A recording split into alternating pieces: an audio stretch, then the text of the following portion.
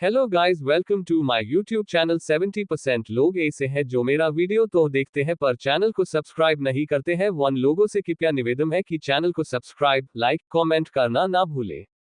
YouTube से भी पहले स्टोरी सुनना चाहते हैं तो मेरे टेलीग्राम चैनल को ज्वाइन करें।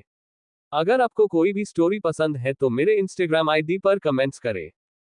एपिसोड 11, 35 करोड़ का घर। अब तक आपने सुनना। इतना कहने के बाद अथर्व मैनेजर के साथ वहां से जाने लगता है कि तभी लोकेश खड़ा होता है और अथर्व को देखकर चिल्लाते हुए कहता है, साले 2 टके के इंसान, तुम्हारी हिम्मत कैसे हुई मुझ पर, लोकेश लालवानी पर हाथ उठाने की। अब तो तुझे इसकी कीमत चुकानी पड़ेगी। अब आगे। इतना कहने के बाद लोकेश अथर्व को मारने के लिए आगे बढ़ने लगता है कि तभी अथर्व एक सोने की ईंट, जो उसने सर्वांशकारी दुनिया से लाया था, सीधा लोकेश के सिर की ओर निशाना कर फेंकता है, जो सीधा लोकेश के जबड़े में लगती है, जिसके कारण लोकेश वापस से जमीन पर गिर पड़ता है। जैसे ही वहां मौजूद सबकी नजर उस ईंट पर पड़ती है, सबके होश उड़ जाते हैं। कोई कहता है, क्या ये सच में गोल्ड बार सोने की ईंट है? जिस पर कोई और कहता है, अरे पागल है क्या, इतना सारा सोना इस फटीचे के पास कैसे आ सकता है? जरूर ही ये सोने की ईंट नकली होगी। उस ईंट को देख वहां मौजूद हर इंसान अपनी अपनी अटकलें लगाता जा रहा था। पर उन सब की बातों की परवाह ना करते हुए अथर्व लोकेश के ओर बढ़ता है और फिर उसके बगल से अपनी सोने की ईंट उठाते हुए उस पर लगे लोकेश के खून को साफ करने लगता है। खून को साफ करते हुए अथर्व प्रिया की ओर देखकर कहता है, प्रिया, उम्मीद करता हूं कि तुम अपने फैसले को लेकर बाद में नहीं पछताओगी। प्रिया से इतना कहने के बाद अथर्व उसके पास से निकलकर सीधे मैनेजर के पास जाता है और फिर उससे कहता है, मैनेजर, अगर मैं तुम्हारे एजेंसी से घर खरीदूं तो बदले में मुझे क्या मिलेगा? मैनेजर अथर्व की डिमांड सुन दंग रह जाता है, मगर उसे ऐसा लगता है कि अथर्व के हाथ में जो सोने की ईंट है वो असली है। और अगर ऐसा है तो अथर्व के पास जरूर ही इतना पैसा होगा कि वो एक घर आराम से खरीद सके। मैनेजर अपने मन में सारी कैलकुलेशन कर ही रहा था कि तभी एक सेल्स गर्ल मैनेजर से कहती है, सर, इस भिखारी ने फिर से हमारे कस्टमर को मारा है। आप इसे अभी इसी वक्त धक्के मारकर यहां से बाहर करवा दीजिए।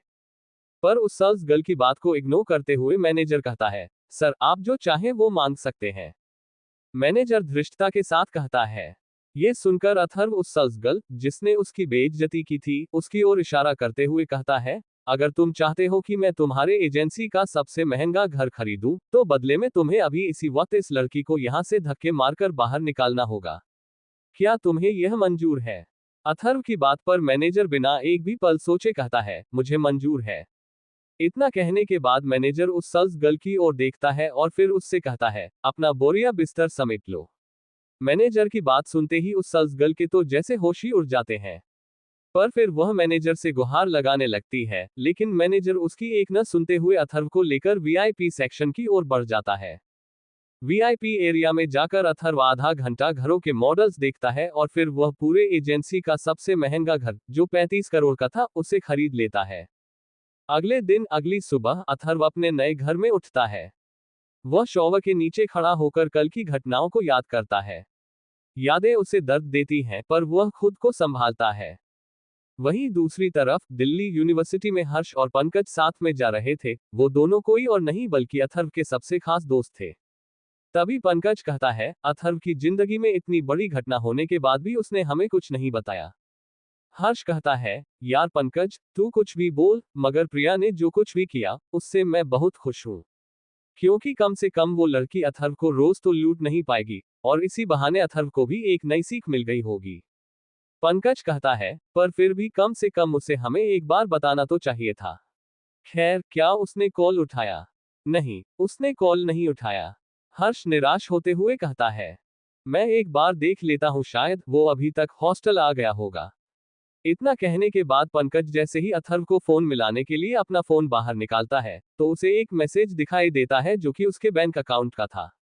उस मैसेज को देख पंकज हैरान रह जाता है और फिर खुद को संभालते हुए कहता है, बताओ, मैंने अपनी पूरी जिंदगी में कभी एक साथ 10 लाख रुपए नहीं देखे हैं और ये फ्रॉड वाले मैसेज भेज रहे हैं कि मेरे अकाउंट में 10 लाख रुपए क्रेडिट हुए हैं। जैसे ही पंकज अपनी बात खत्म करता है, हर्ष उससे कहता है, साले, इसीलिए कहता हूं, उल्टी सीधी वेबसाइट पर अपना नंबर मत डाला कर। अब देख। इतना कहने के बाद हर्ष अपना फोन निकालता है तो उसे भी वही मैसेज आया हुआ था, जिसे देखकर हर्ष एकदम चुप हो जाता है। पर पंकज चुप नहीं रहता। बेटा, दूसरों को ज्ञान देने से पहले खुद पर लागू करो। उल्टी सीधी वेबसाइट धत। पंकज हर्ष को नीचा दिखाते हुए कहता है, जिस पर हर्ष अपनी सफाई देते हुए कहता है, अबे ओए, मैं तुम्हारी तरह की हरकतें नहीं करता हूं, इसलिए मेरा नाम खराब मत कर वरना अंजाम अच्छा नहीं होगा। अबे जा जा, अपनी धमकी न किसी और को देना, मुझे नहीं। पंकज थोड़ा मजे लेते हुए कहता है। हर्ष गुस्से में आकर अपनी मुट्ठी बांधता है और पंकज के मुंह पर चलने ही वाला था कि तभी अचानक हर्ष का फोन बज उठता है। जैसे ही हर्ष अपने फोन की ओर देखता है, उसे अथर्व का फोन आता हुआ दिखाई देता है। जिसके बाद हर्ष पंकज को छोड़कर अथर्व का फोन उठाते ही कहता है, अबे यार अथर्व, तू है कहाँ बे? और तेरी जिंदगी में इतनी बड़ी बात हो गई, तूने हमें कुछ बताया क्यों नहीं? हर्ष के सवाल खत्म होते ही अथर्व कहता है, हाँ, वो मैंने घर जाने का फैसला किया है।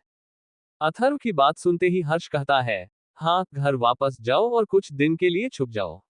मैंने सुना है कि उस कमीने लोकेश लालवानी का परिवार बहुत बड़ा है। वह तुमसे जरूर बदला लेगा, इसीलिए तुम कुछ दिन सावधान रहना। हर्ष की बात सुनते ही अथर्व कंफ्यूजन में पूछता है, एक सेकंड, कौन लोकेश लालवानी? खैर छोड़ो, क्या तुम दोनों को पैसे मिले जो मैंने तुम्हें भेजे हैं? अथर्व की बात सुनते ही इस बार पंकज हैरानी से पूछता है, क्या वो पैसे तुमने भेजे हैं? अथर्व, सच सच बताना, तुमने कोई बैंक तो नहीं लूटा है ना? नहीं, मैंने कोई बैंक नहीं लूटा है, बस यूं समझ लो कि मेरी एक छोटी सी लॉटरी लगी है, इसीलिए 10 लाख रुपए कोई मैंने नहीं रखे। अच्छा, तो फिर कितने की लॉटरी लगी है तुझे? हर्ष पूछता है, जिस पर अथर्व कहता है, ज्यादा की नहीं, बस 100 करोड़ की लॉटरी। क्या 100 करोड़ की लॉटरी? हर्ष और पंकज दोनों एक साथ चिल्लाते हुए कहते हैं और फिर हर्ष कहता है, कम से कम तुम्हारे पास एक दिल तो है, जो कि अमीर बनने के बाद भी हमें नहीं भूला। हर्ष की बात पर अथर्व कहता है, पहले तुम लोगों ने हमेशा मेरी मदद की थी और मुझे न जाने कितने पैसे उधार में दिए थे, बिना एक बार भी वापस मांगे। इसके सामने ये कुछ भी नहीं है। हमें और भी कई काम करने की जरूरत है। खैर, एक बात तो गर्व से कहना चाहूंगा कि मुझे दोस्त नहीं बल्कि भाई मिले, और शायद दोस्ती के मामले में मैं इस दुनिया का सबसे भाग्यशाली इंसान हूँ। अथर्व की पूरी बात सुन हर्ष कहता है, अबे साले, अब ज्यादा इमोशनल मत कर और चुपचाप कहीं पर छुप जा। लोकेश तुझे पागलों की तरह ढूंढ रहा है। तू उस लोकेश एक फिक्र मत कर, वो मेरा कुछ नहीं बिगड़ पाएगा। पर फिर भी मैं अपना ख्याल रखूंगा। अब चल बाई। इतना कहने के बाद अथर्व फोन रख देता है। फोन रखने के बाद अथर्व एक कैब बुक करता है और फिर अपने गांव शिवपुरा की ओर चला जाता है। लगभग 2 घंटे बाद अथर्व अपने घर पहुंचता है। घर पहुंचते ही उसके माता पिता उसे अचानक से आया देख हैरान रह जाते हैं। उन्हें लगता है कि अथर्व ने शहर में मारपीट की है, जिसके कारण वह गांव में छुपने आया है। अथर्व के पिता उसे देखते ही सवालों की झड़ी लगा देते हैं, क्या हुआ बेटा? तू अचानक गांव क्यों आ गया? कुछ हुआ है क्या शहर में? अपने पिता की बात सुन अथर्व थोड़े थके हुए स्वर में कहता है, पिताजी, कुछ नहीं हुआ, बस थोड़ी छुट्टी चाहिए थी, इसलिए आ गया। पिताजी गुस्से में बोलते हैं, छुट्टी चाहिए थी? तुम सच बता रहे हो ना? कहीं शहर में किसी मुसीबत में तो नहीं फंस गए? इस बीच अथर्व की माँ उसे शांत करते हुए कहती है, अरे तुम क्यों इतना गुस्सा कर रहे हो? बच्चा घर आया है, पहले उसे कुछ खाने को दे दो, बाद में बातें कर लेंगे। पिताजी थोड़ी शांति से कहते हैं, ठीक है, पर ध्यान रखना, अगर कुछ गलत किया है तो उसे छुपाना मत। अथर्व माँ के पास जाकर कहता है, माँ, सच में कुछ नहीं हुआ है, आप मेरी बात मान लीजिए। माँ उसके सिर पर हाथ फेरते हुए कहती है, ठीक है बेटा, पर तूने बिना बताए अचानक आकर हमें चिंता में डाल दिया। अब आराम से बैठ और खाना खा। जी माँ। खाना खाने के बाद अथर्व अपने माँ बाप के पास बैठता है और फिर अपने पास से कुछ पैसे निकालकर अपनी माँ को देता है। माँ हैरानी से पूछती है, बेटा, ये पैसे कहाँ से आए, इतनी बड़ी रकम? अथर्व मुस्कुराते हुए कहता है, माँ, मैंने कुछ अच्छा काम किया है, जिसकी वजह से ये पैसे मिले हैं। अब आप और पिताजी इनका इस्तेमाल करिए। पिताजी थोड़ा संदेह भरे स्वर में पूछते हैं, क्या काम किया है, कहीं कोई गलत काम तो नहीं? अथर्व गंभीरता से जवाब देता है, नहीं पिताजी, ये सब सही तरीके से कमाए गए पैसे हैं, आप निश्चिंत रहें। माँ आंखों में आंसू भरते हुए कहती है, बेटा, हमें तो तुम पर हमेशा भरोसा रहा है, पर तू ऐसे अचानक आकर हमें डराता है। अथर्व अपने माता पिता को गले लगाते हुए कहता है, मुझे माफ कर दो माँ पिताजी, मैं बस कुछ समय के लिए आप दोनों के साथ रहना चाहता था। पिताजी की आंखों में नमी आ जाती है, ठीक है बेटा, तू हमारे साथ है, यही हमारे लिए सबसे बड़ी बात है। पर किसी भी समस्या में हो तो हमें जरूर बताना। अथर्व उनकी बात मानते हुए सिर हिलाता है और कहता है, आपकी दुआएं हमेशा मेरे साथ है। अब मैं कुछ काम से बाहर जा रहा हूँ, जल्दी वापस आऊंगा। माँ चिंता भरे स्वर में कहती है, बेटा ध्यान रखना, कोई परेशानी हो तो हमें तुरंत बताना। जी माँ। इतना कहने के बाद अथर्व अपने घर से बाहर निकल कर सोचता है, घर तो सिर्फ एक बहाना था, मेरा असली मकसद तो। इतना कहते ही अथर्व के चेहरे पर कुटिल मुस्कान आ जाती है और फिर एक गली गली में चलना शुरू कर देता है। आखिर क्या मकसद है अथर्व का? अगर अथर्व अपने गांव अपने माता पिता से मिलने नहीं आया है तो फिर आखिर अथर्व अपने गांव क्यों आया है? क्या लोकेश लालवानी अथर्व को जाने देगा? शांति उसे स्नेह से गले लगाते हुए कहती है, भगवान तुम्हें हमेशा वे खुश रखे बेटा। नाश्ता करने के बाद अथर्व अपने गांव शिवपुरा से निकल जाता है। जितेंद्र चाचा के घर से बाहर जाने के बाद अथर्व तुरंत घर जाते हैं। वहां अपने माता से मिलने के बाद अथर्व वापस दिल्ली अपने बंगलो में पहुंच जाता है। बंगलो में पहुंचने के बाद अथर्व अपना सारा सामान तैयार करने लगता है।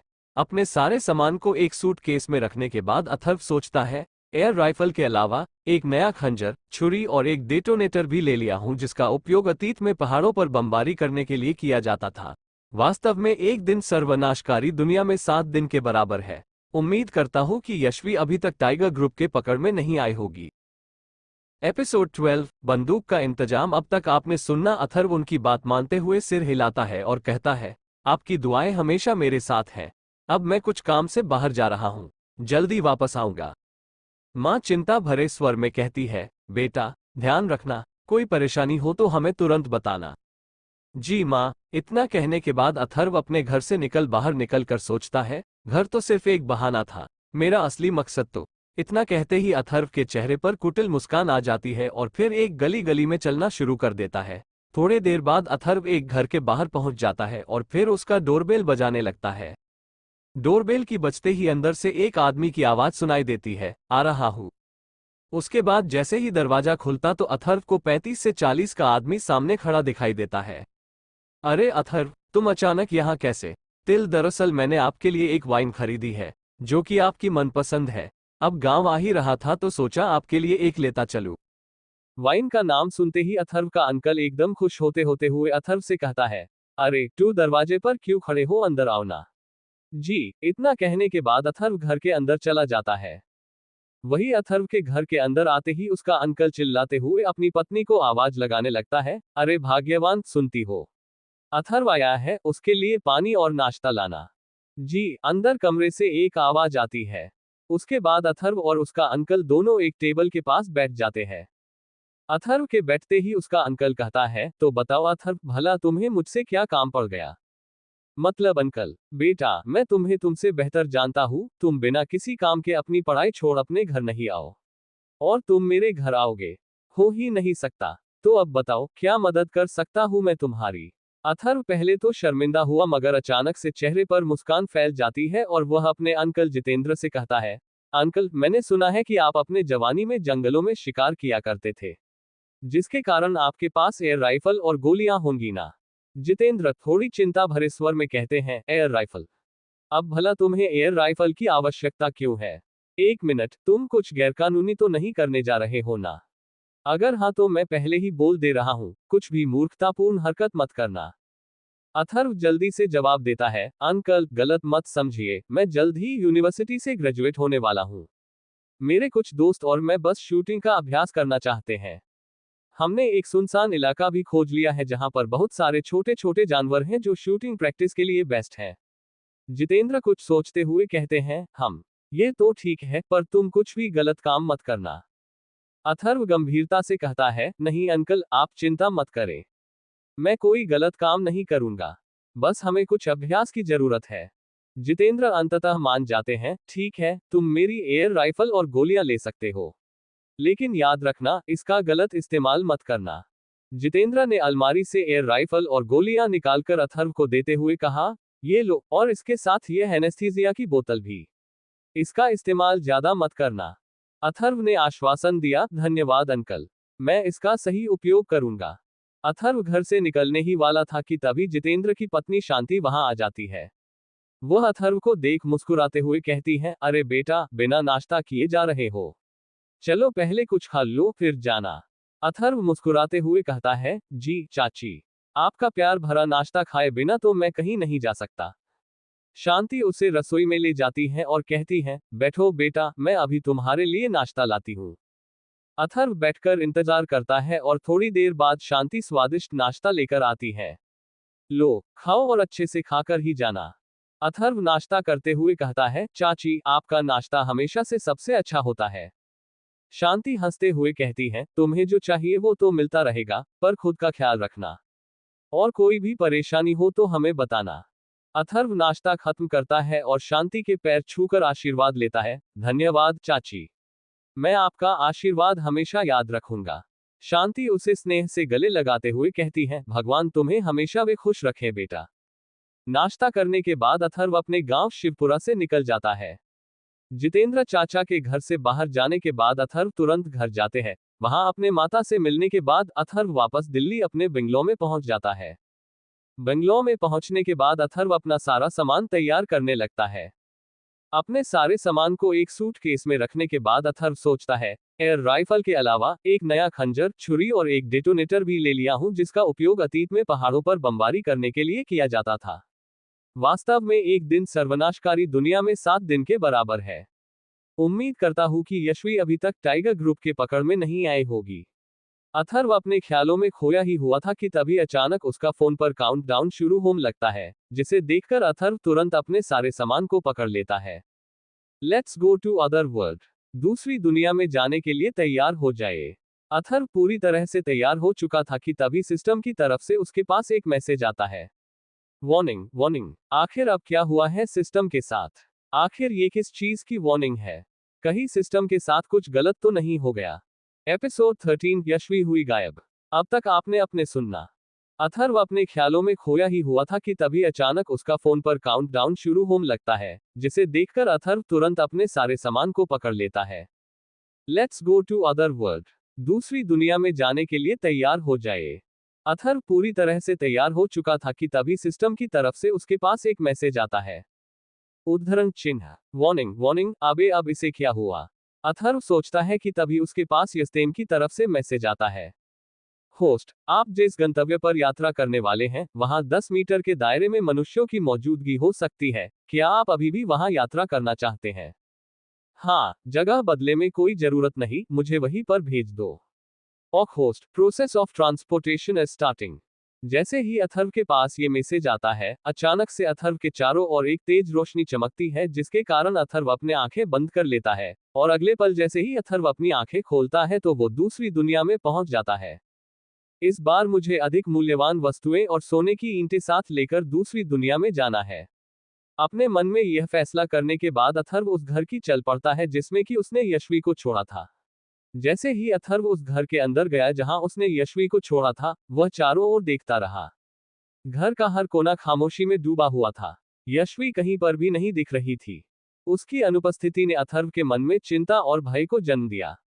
आखिर यशवी कहाँ गई? ये सवाल बार बार उसके मन में गूंज रहा था।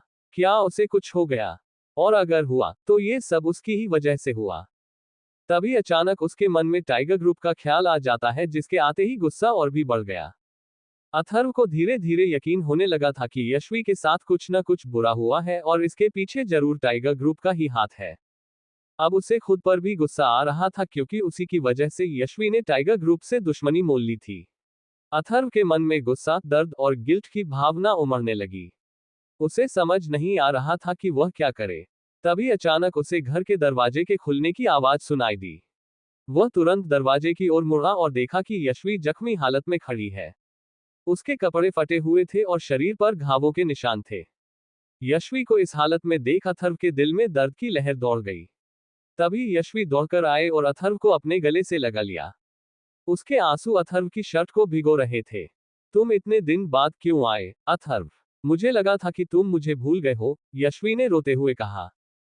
अथर्व ने उसके सिर को सहलाते हुए कहा, मुझे माफ कर दो, यशवी।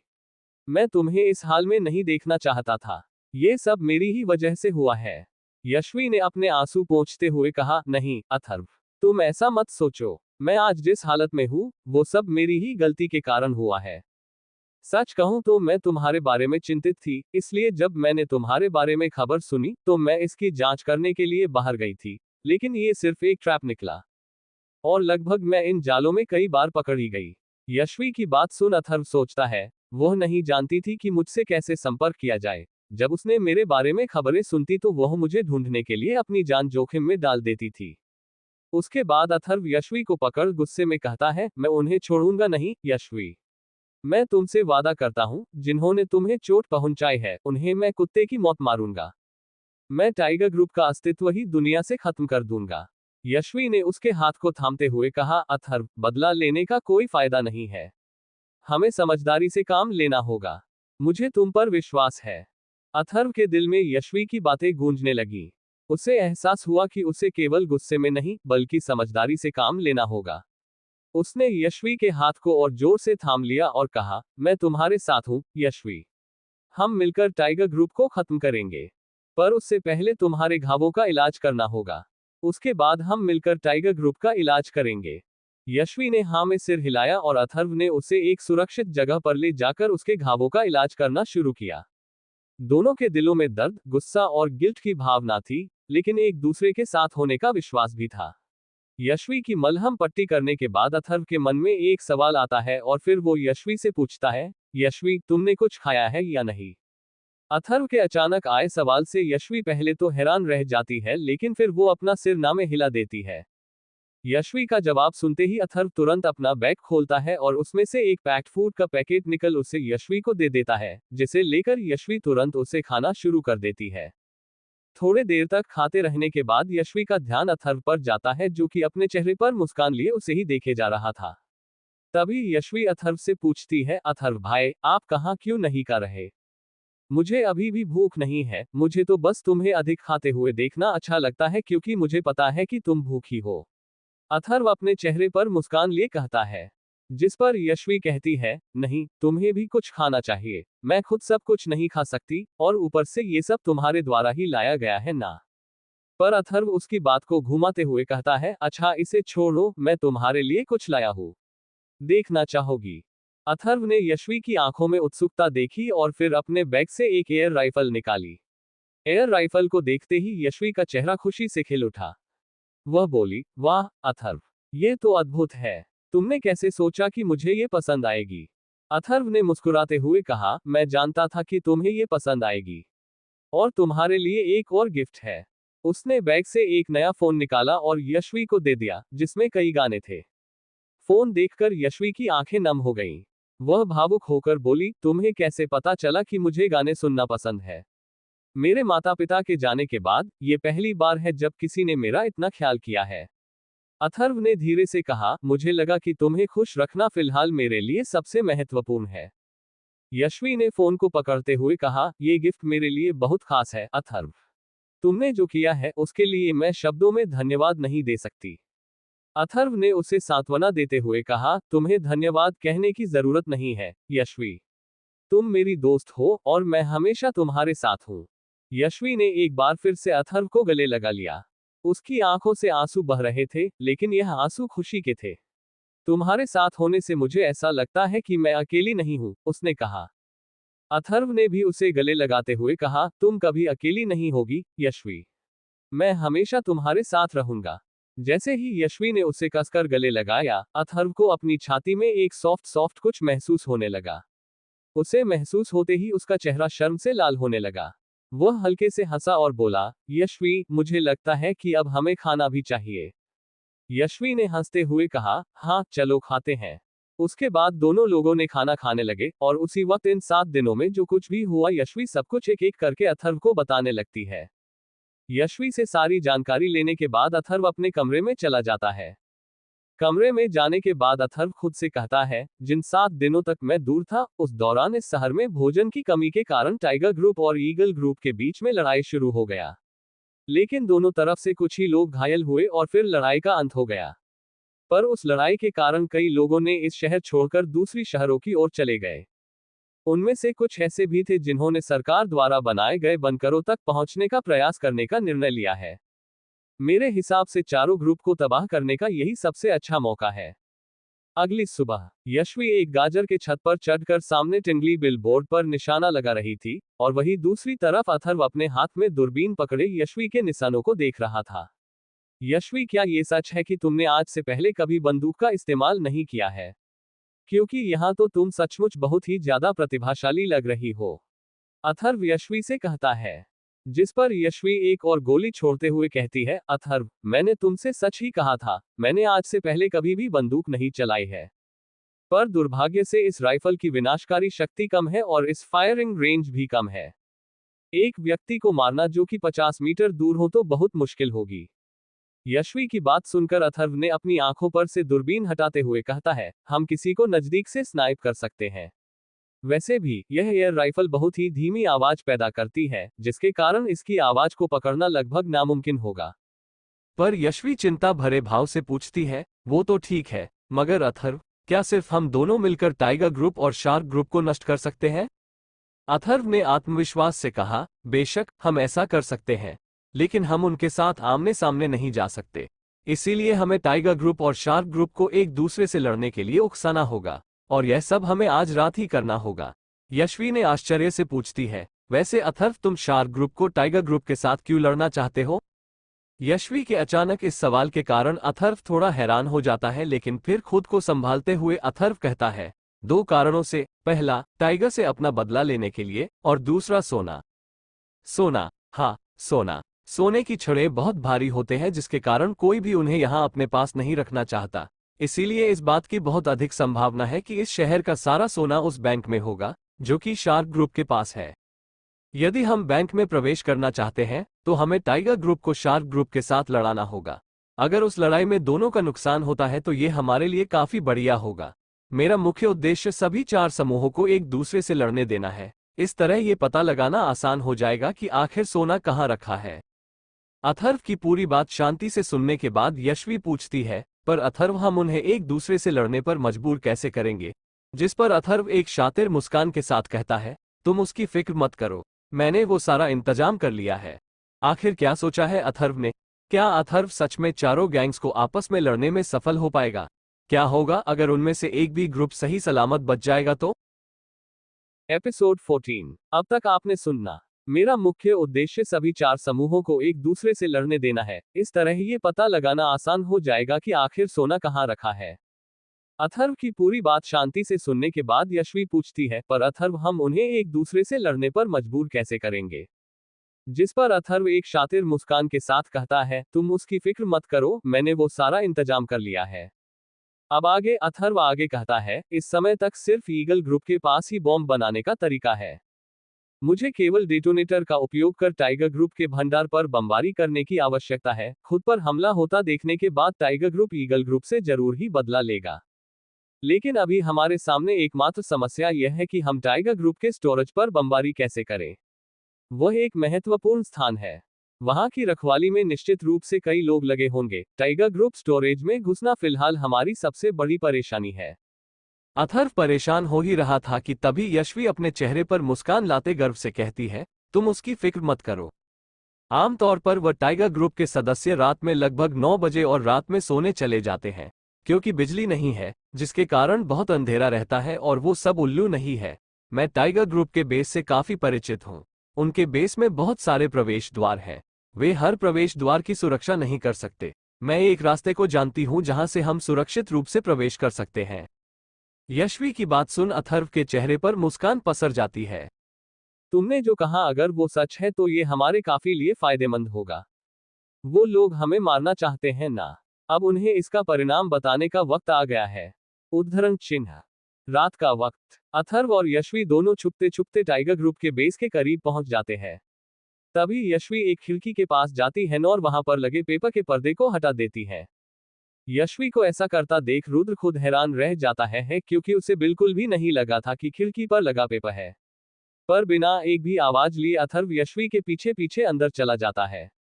आसपास किसी को ना पाकर अथर्व अपने आप से कहता है, इस स्थान की रखवाली करने के लिए वास्तव में कोई नहीं है। थोड़ी दूर आगे जाने पर अथर्व को एक आदमी दिखाई देता है, मगर वो बहुत ही गहरी नींद में सो रहा था। हमारा लक्ष्य उस स्थान ढूंढना है जहां टाइगर ग्रुप अपना भोजन संग्रहित करते हैं और फिर उसे बॉम्ब फिट करना है। अथर्व धीरे से यशवी से कहता है, जिसे सुन यशवी अपना अंगूठा ऊपर कर दिखा देती है। टाइगर ग्रुप जिस बिल्डिंग में था उस पूरे बिल्डिंग कुल 5 फ्लोर थे। अथर्व और यशवी धीरे धीरे छुपते छुपाते 5वें माले पर पहुंच जाती है। पर उनके अनुमान के उलट 5वें माले की सुरक्षा बहुत ही ज्यादा कड़ी थी और वहां के लोग सो भी नहीं रहे थे। तभी 2 आदमी उस फ्लोर पर राउंड मारने के लिए निकलते हैं, जिन्हें देखकर अथर्व और यशवी दोनों एक कोने में छुप जाते हैं।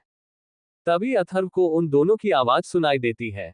पहला आदमी कहता है, हमारा ग्रुप का खाना दिन प्रतिदिन काम होता जा रहा है। अगर सब कुछ इसी तरह चलता रहा तो हम ज्यादा से ज्यादा सिर्फ 1 महीने तक ही अपना पेट भर पाएंगे। आपस में बात करते करते आदमी अथर्व के पास से आगे निकल जाते हैं। उन्हें आगे निकलता देख यशवी पीछे से उन पर हमला करने के बारे में सोचती है, पर तभी अथर्व टोकते हुए कहता है, उनके साथ कुछ मत करो, तुम्हारे इस हरकत से बाकी लोग सतर्क हो सकते हैं। हमें बस चुपचाप 5वें फ्लो की तलाशी लेनी है। अथर्व की बात सुन यशवी कंफ्यूजन से पूछती है, 5वें फ्लो की तलाशी क्यों? उद्धरण चिन्ह। इसका रीजन सिंपल है, पहली मंजिल पर केवल कुछ ही गार्ड हैं और गार्ड ड्यूटी के दौरान सोने की हिम्मत भी कर रहे हैं। इसका मतलब है कि यहाँ कुछ भी मूल्यवान नहीं है। उनका स्टोरेज जरूर 5वीं मंजिल पर स्थित होगा क्योंकि वहां तक पहुंचना कठिन है। और ऊपर से वह फ्लोर सबसे सुरक्षित है और यहाँ पर है जगह पर पहरा है। यशवी को पूरे बात समझने के बाद अथर्व उन दोनों आदमियों के पीछे पीछे 5वें फ्लोर पर चल देता है। इसी तरह छुपते छुपाते आखिर में दोनों एक कमरे को खोज लेते हैं, जिसके बाहर एक बहुत बड़ा ताला लगा हुआ था। उस कमरे को देख अथर्व कहता है, लगता है यही टाइगर ग्रुप का स्टोरेज रूम यही है। पर अब अथर्व के सामने एक समस्या थी और वो ये कि उस कमरे के दरवाजे पर एक बहुत बड़ा ताला लटक रहा था। अब इसे कैसे तोड़ा जाए? अथर्व खुद से कहता है, जिस पर यशवी आगे आते हुए कहती है, तुम एक बार मुझे कोशिश क्यों नहीं करने देते? ताले खोलने के लिए मामले में तुम मुझ पर भरोसा कर सकते हो। इतना कहकर यशवी अपने पास से एक हेयर क्लिप निकालती है। अथर्व के पास और कोई चारा ना होने के कारण वो यशवी को कोशिश करने दे देता है। थोड़ी ही देर में यशवी ताला खोल देती है, जिसे देख अथर्व हैरान रह जाता है। पर अपनी हैरानी को छुपाते हुए अथर्व कमरे के अंदर चला जाता है। वही स्टोरेज रूम के बाहर फर्स्ट फ्लोर पर एक आदमी सो रहा था कि तभी उसे किसी के गुर्राने की आवाज सुनाई देती है। उस आवाज को सुन वो लड़का जैसे ही अपनी आंखें खोलता है तो हैरानी से चीख पड़ता है, ज़ॉम्बीज़, ज़ॉम्बीज़! इतना कहकर वो लड़का बिल्डिंग के और अंदर भागने लगता है। दरअसल जब अथर्व और यशवी दोनों अंदर आए थे, उन्होंने जिस रास्ते का इस्तेमाल किया था उसे बंद करना वो भूल गया थे, या फिर यूं कहे कि उसे जानबूझकर खुला छोड़ दिया, जिसके कारण उस दरवाजे से सैकड़ों ज़ॉम्बीज़ टाइगर ग्रुप के बिल्डिंग के अंदर घुस जाते हैं। उस आदमी के चिल्लाते ही 1, 2 और 3rd फ्लोर के सभी लोग पूरी तरह से सावधान हो जाते और फिर तुरंत नीचे की ओर भागते हैं। तभी एक आदमी कहता है, सबले गियर हो जाओ, हम पर हमला हुआ है। उस आदमी की बात सुन एक आदमी नींद की हालत के कहता है, क्या ईगल ग्रुप ने हम पर हमला कर दिया है? वही दूसरी तरफ स्टोरेज रूम में घुसते ही यशवी की नजर वहां रखे चावल के बोरे पर पड़ती, जिसे वो तुरंत गले से लग लेती है। यशवी की हरकत देख अथर्व पूछता है, यशवी ये तुम क्या कर रही हो? जिस पर यशवी बड़े ही मासूम का चेहरा बनाते हुए कहती है, यहाँ चावल की बहुत सारी बोरियां हैं, उस पर बमबारी करना बहुत बड़ी बर्बादी है, क्यों ना हम उन्हें बर्बाद करने से अच्छा इन्हें अपने साथ ले जाए। यशवी की बात सुन अथर्व को खुद में शर्मिंदा महसूस होता है, पर वो कुछ कर नहीं पाता। इसीलिए अथर्व कहता है, इन्हें यहीं छोड़ दो, चावल का ये थैले बहुत भारी है और अगर हमने इसे अपने साथ ले लिया तो इससे हमारे भागने की संभावना कम हो जाएगी। तुम मुझ पर विश्वास करो, मैं तुम्हारे पास हूं, तुम्हें भूखा नहीं रहने दूंगा। अथर्व और यशवी की बातचीत को सुनकर बाहर से आने वाली आवाजों ने उन्हें सतर्क कर दिया। वे फुसफुसाते हुए योजना बना रहे थे कि तभी बाहर से चिल्लाने की आवाज आई, बॉस बॉस, हम पर ज़ॉम्बीज़ ने हमला कर दिया है। यशवी ने फुसफुसाते हुए कहा, लगता है हम जिस दरवाजे से दाखिल हुए थे, ज़ॉम्बीज़ भी वहीं से दाखिल हुई होंगी। अथर्व ने भी फुसफुसाते हुए कहा, हम एक काम करो, जल्द से जल्द डेटोनेटर को फिट करो और यहां से निकलो। वहीं दूसरी तरफ एक टकला आदमी एक दरवाजे पर जोर जोर से थपथपा रहा था, बॉस बॉस, हम पर ज़ॉम्बीज़ का हमला हुआ है, हमें तुरंत। वह टकला आदमी अपनी बात पूरी भी नहीं कर पाया था कि तभी एक जोरदार मुक्का उसके चेहरे पर पड़ा। यह मुक्का किसी और का नहीं बल्कि खुद टाइगर ग्रुप के बॉस विक्रम सिंह का था। विक्रम सिंह का मजबूत शरीर, चौड़ा कंधा और गुस्से से भरी आंखें उसे खतरनाक बनाती थीं। विक्रम सिंह गुस्से से बोला, मैंने कहा था ना, मुझे डिस्टर्ब मत करना। टकला आदमी गिरते हुए बोला, बॉस, हम डिस्टर्ब नहीं करना चाहते थे, मगर हमारे बेस पर ज़ॉम्बीज ने हमला कर दिया है। विक्रम सिंह की नजर अचानक स्टोरेज रूम के खुले दरवाजे पर पड़ी। वह तुरंत अंदर गया और जैसे ही उसने अंदर का नजारा देखा, उसका चेहरा गुस्से से लाल हो गया। अंदर में उसका सारी शराब की बोतल खुली हुई थी और उसका सारा शराब नीचे गिर रहा था। विक्रम सिंह चिल्लाया, किसने हिम्मत की मेरी चीजों को हाथ लगाने की? एक दूसरा आदमी, जो टकले आदमी के साथ आया था, हिम्मत जुटाते हुए बोला, बॉस, शायद वह ज़ॉम्बीज के हमला के दौरान हुआ होगा। हमें यहाँ सब कुछ चेक करना चाहिए।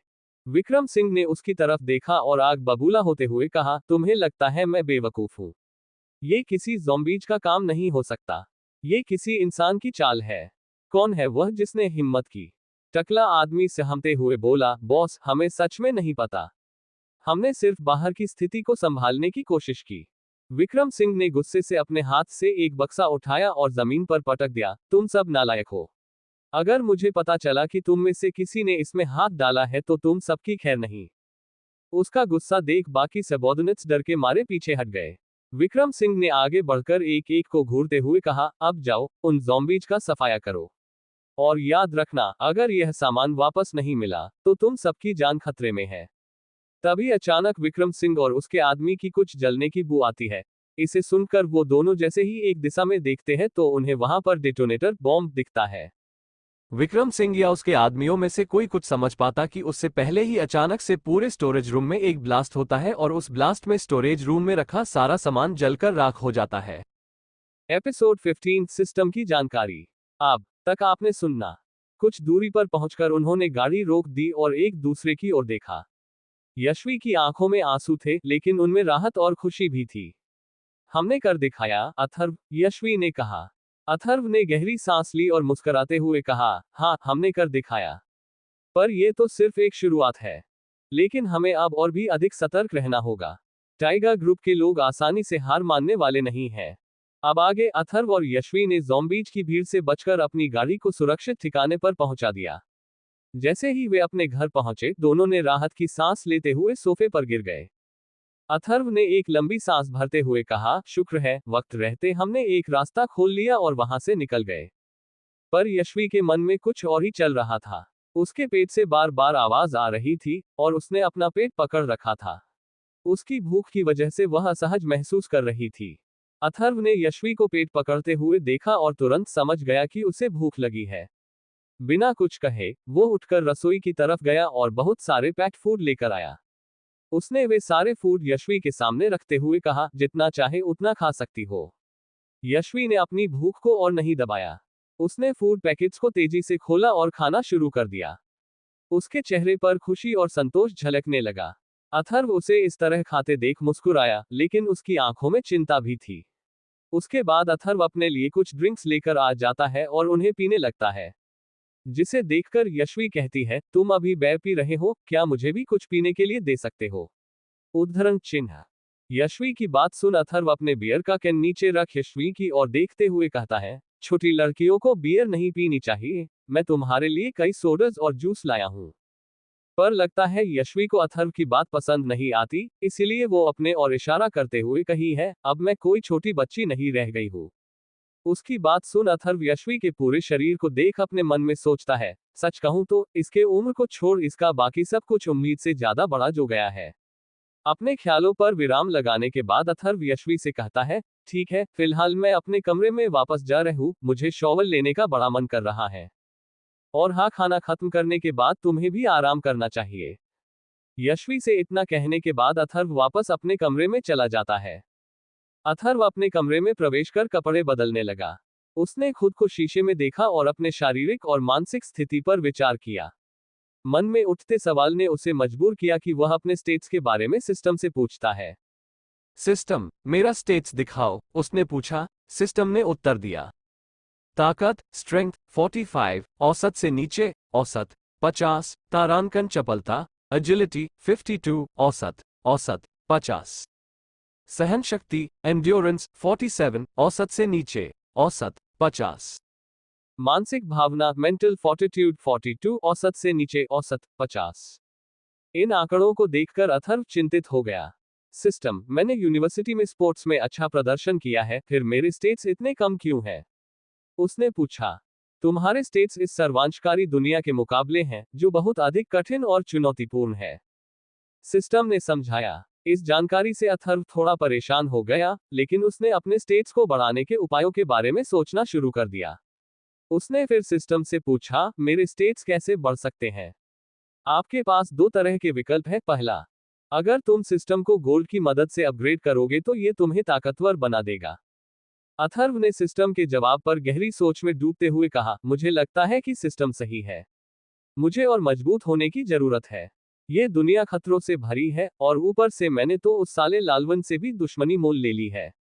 वह जरूर मुझसे बदला लेने की फिराक में होगा। मुझे अपने आप पर निर्भर रहने के लिए उन कौशलों को हासिल करना होगा। उसने खुद को प्रेरित करने की कोशिश की, अगर मुझे इस सर्वनाशकारी दुनिया में जीवित रहना है और अपने दुश्मनों का सामना करना है, तो मुझे अपनी ताकत और क्षमताओं को बढ़ाना होगा। अथर्व ने अपने मन में ठान लिया कि वह खुद को और मजबूत बनाएगा और हर मुश्किल का सामना करेगा। पर तभी अथर्व के मन में एक सवाल आता है क्योंकि वो सिस्टम से पूछता है, क्या ताकतवर बनने के बाद कोई साइड इफेक्ट होगा? जैसे गंजा हो जाना या कुछ और? नहीं, ऐसी कोई चिंता नहीं है। जब तुम अपनी ताकत और क्षमताओं को बढ़ाओगे, तो इसका कोई नकारात्मक प्रभाव नहीं होगा। तुम बस ज्यादा ताकतवर और सक्षम बनोगे। सिस्टम ने उत्तर दिया। अथर्व ने राहत की सांस लेते हुए कहा, ठीक है, तब तो मुझे इस पर काम करना चाहिए। अब कोई और चिंता नहीं। अथर्व ने अब अपने स्टेट्स को बढ़ाने की योजना बनाई। मुझे गोल्ड की आवश्यकता है, उसने सोचा। यहाँ हर चुनौती को पार करने के लिए मुझे अपने आप को और अधिक मजबूत बनाना होगा।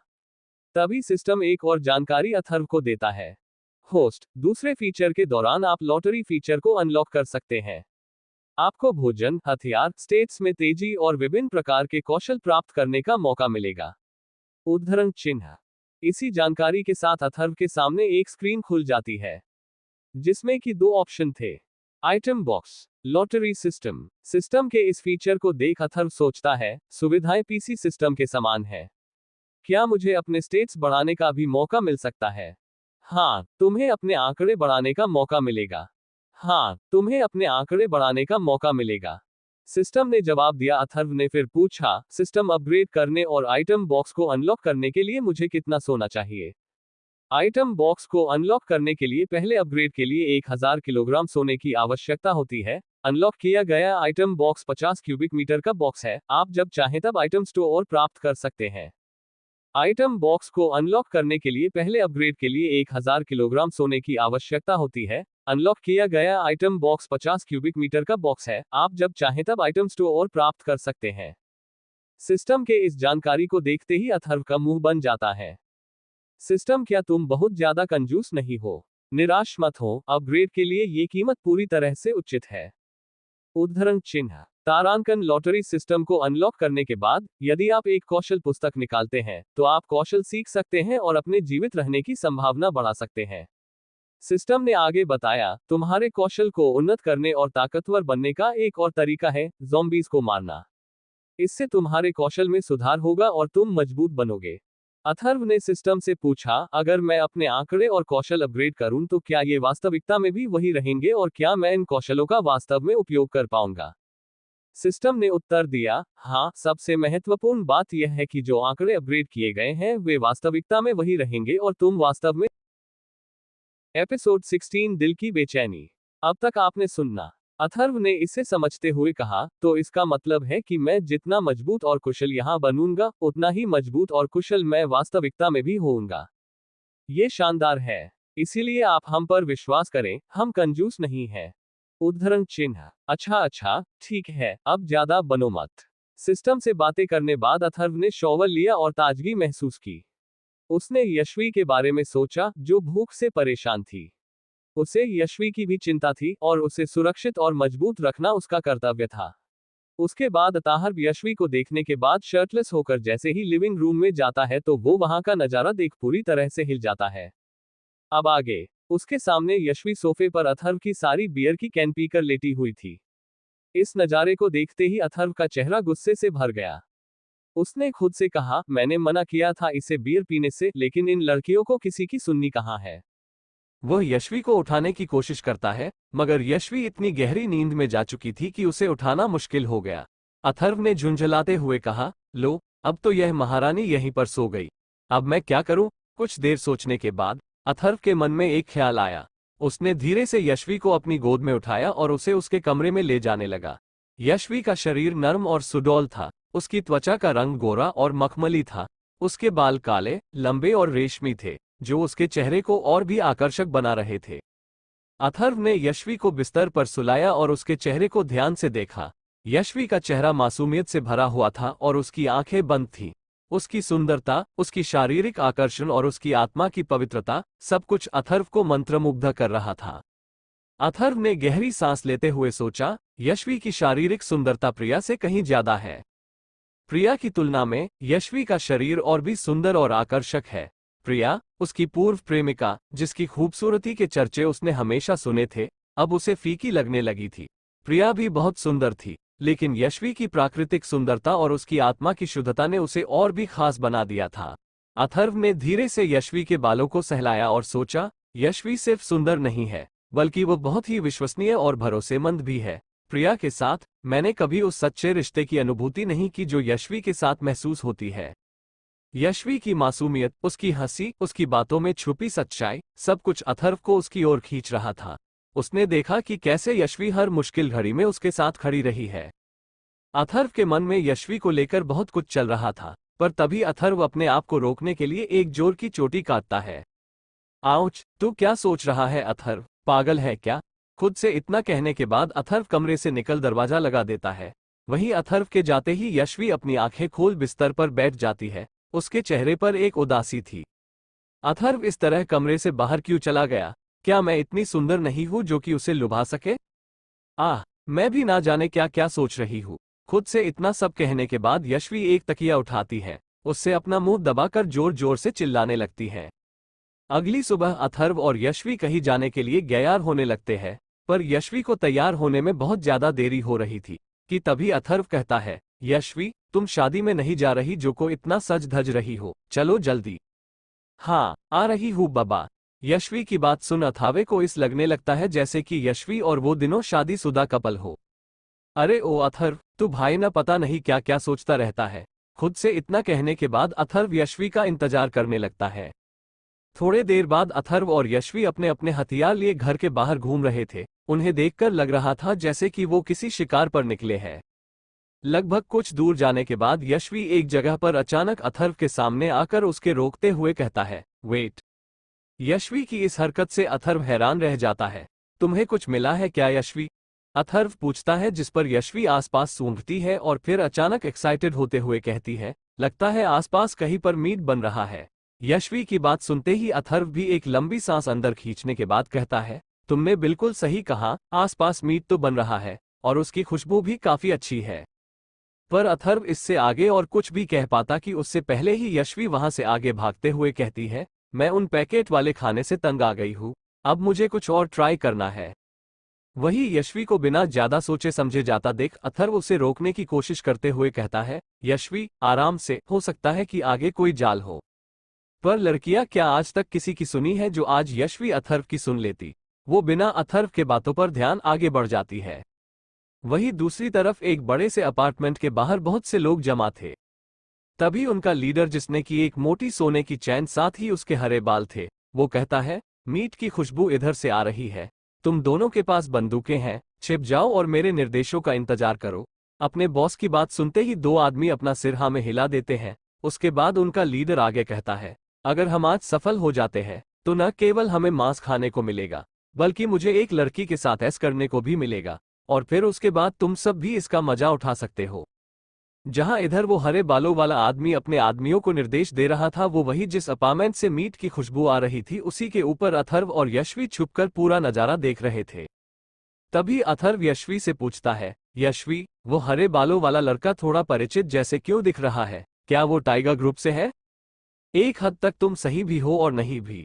यशवी की बात उन अथर्व अपने आंखों में सवाल लिए उसे देखने लगती, जिसे समझकर यशवी कहती है, उस हरे बालों वाले लड़के का नाम छोटा जिग्नेश है।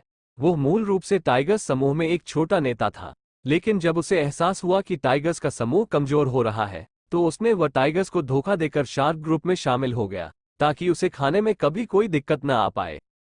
यशवी की बात सुन अथर्व के चेहरे पर एक कुटिल मुस्कान छा जाती है और फिर अथर्व कहता है, ओह, यो उसका मतलब टेक्निकली ये लोग शार्क ग्रुप के जिनसे मिलने का मेरा बड़ा मन था।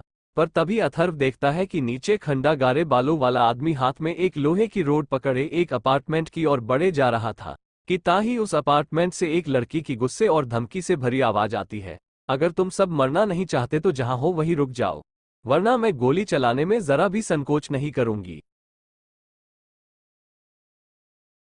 एपिसोड 17 रहस्यमय साथी।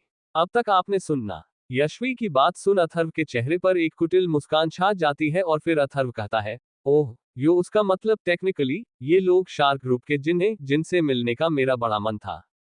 पर तभी अथर्व देखता है कि नीचे खंडा गारे बालों वाला आदमी हाथ में एक लोहे की रोड पकड़े एक अपार्टमेंट की ओर बढ़े जा रहा था कि तभी उस अपार्टमेंट से एक लड़की की गुस्से और धमकी से भरी आवाज आती है, अगर तुम सब मरना नहीं चाहते तो जहां हो वहीं रुक जाओ, वरना मैं गोली चलाने में जरा भी संकोच नहीं करूंगी।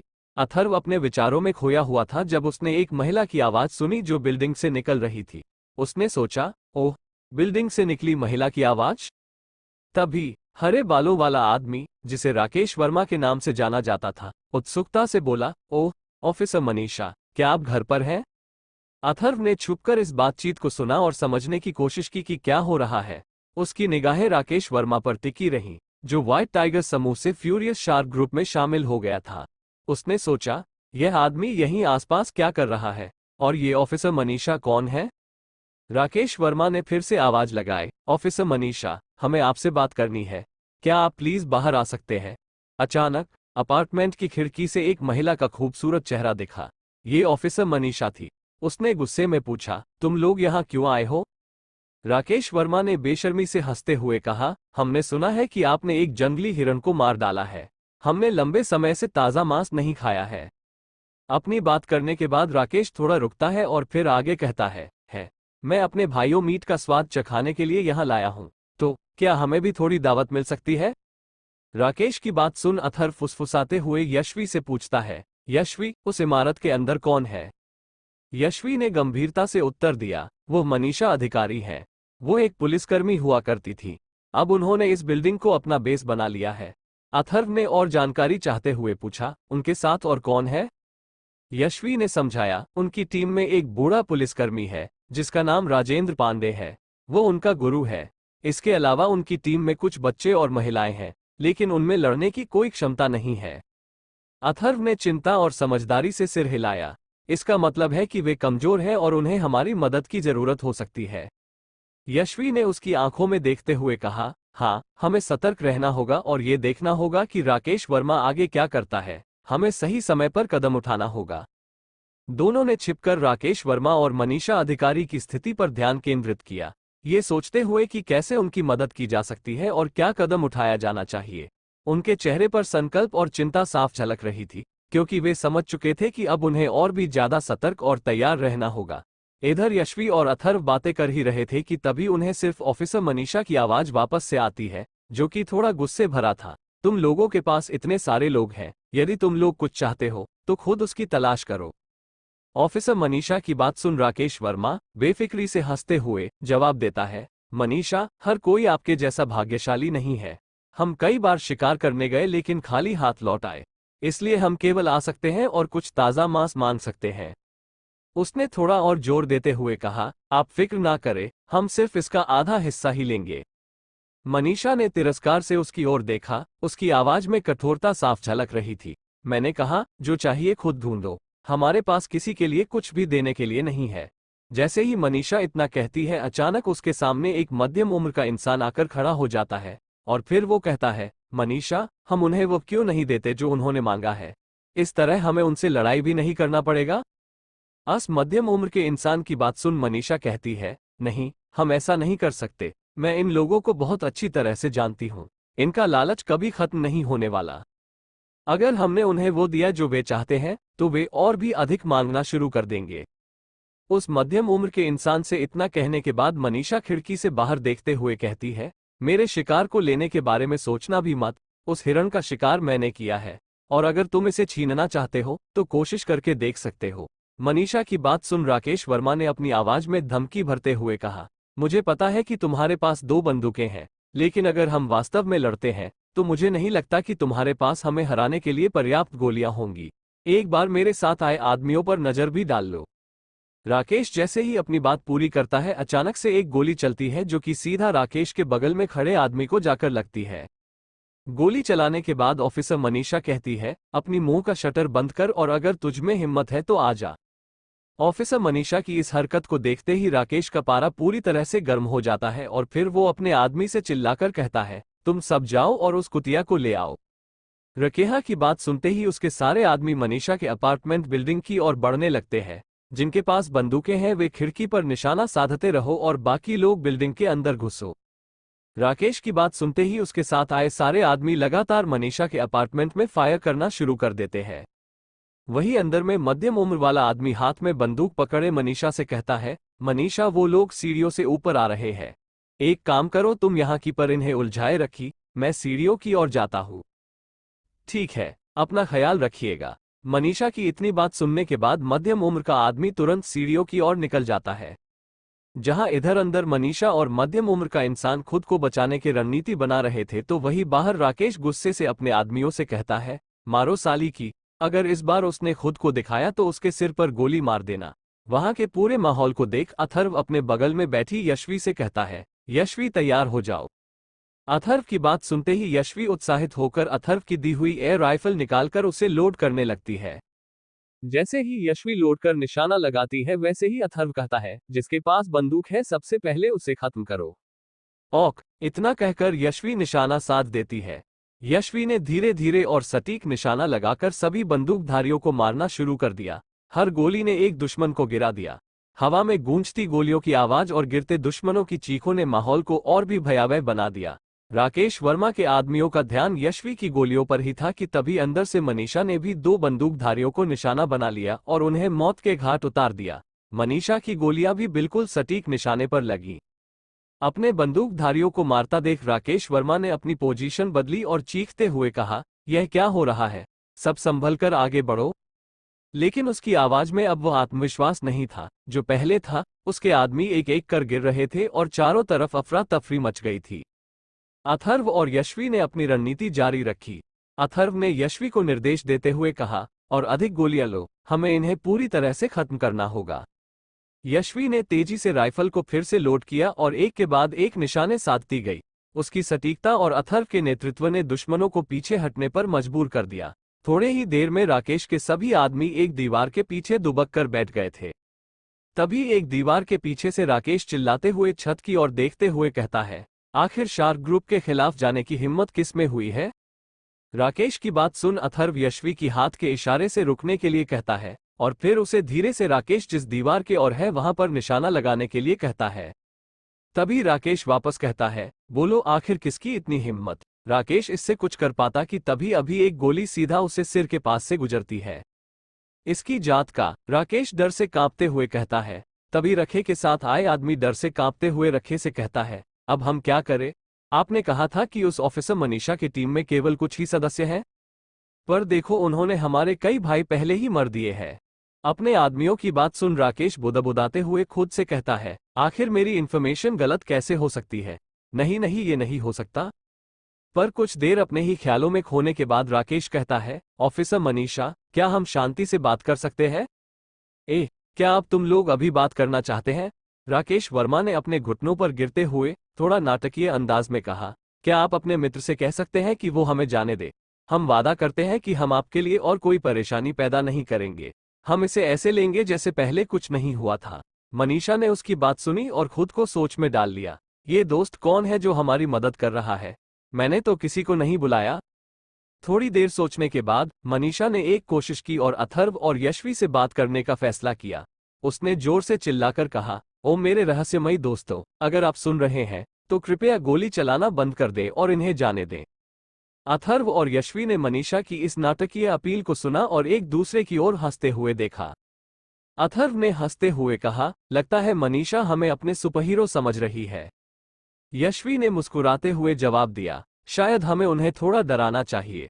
अथर्व ने अपनी आवाज को और भी मजाकिया बनाते हुए जोर से कहा, ठीक है मनीषा, हम तुम्हारी बात मानते हैं, लेकिन ध्यान रखना, अगली बार अगर ये लोग तंग करेंगे तो हम वापस आएंगे, और इस बार और भी मजेदार तरीके से। राकेश वर्मा और उसके आदमी ये सुनकर एक दूसरे की ओर देखते हुए सहम गए। उन्होंने तुरंत जाने की तैयारी की, और जैसे ही वे वहां से भागने के लिए तैयार होने लगे कि तभी अचानक वहां पर कुछ ऐसा होता है कि वहां मौजूद सभी लोग सहम जाते हैं। आखिर क्या हुए हैं वहां जिसे देख सारे लोग सहम जाते हैं? एपिसोड 18 नई साथी। अब तक आपने सुनना। अथर्व ने अपनी आवाज को और भी मजाकिया बनाते हुए जोर से कहा, ठीक है मनीषा, हम तुम्हारी बात मानते हैं, लेकिन ध्यान रखना, अगली बार अगर ये लोग तंग करेंगे तो हम वापस आएंगे, और इस बार और भी मजेदार तरीके से।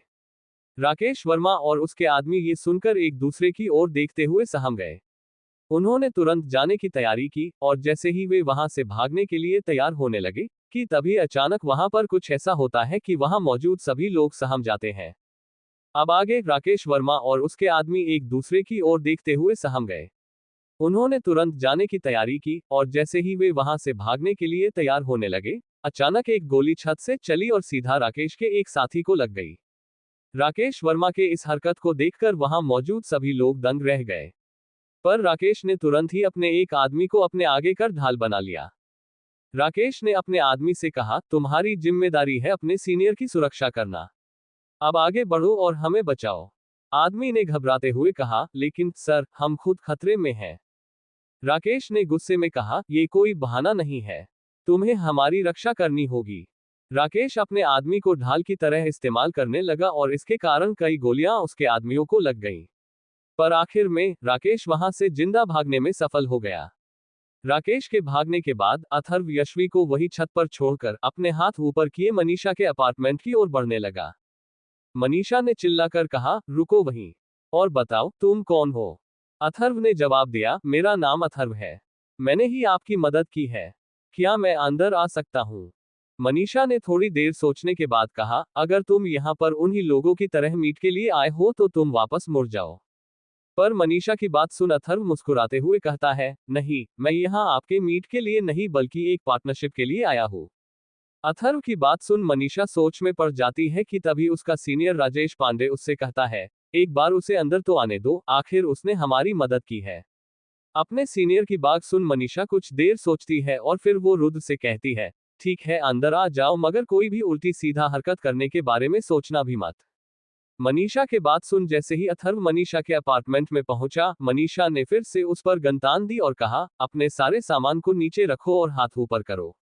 अथर्व ने धीरे धीरे अपने हाथ ऊपर करते हुए कहा, मुझे गलत मत समझो, मैं यहाँ मदद करने आया हूँ, और इस बैग में सिर्फ खाने के सामान है, अगर विश्वास नहीं तो तुम खुद उसे चेक कर लो।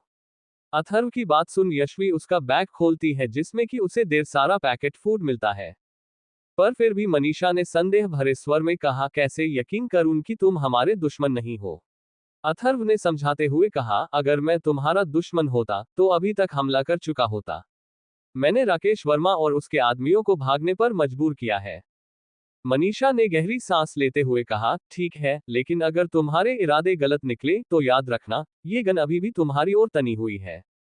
अथर्व ने सिर हिलाते हुए कहा, समझ गया, मैं सिर्फ ये साबित करना चाहता हूं कि मैं तुम्हारा साथी हूं, दुश्मन नहीं।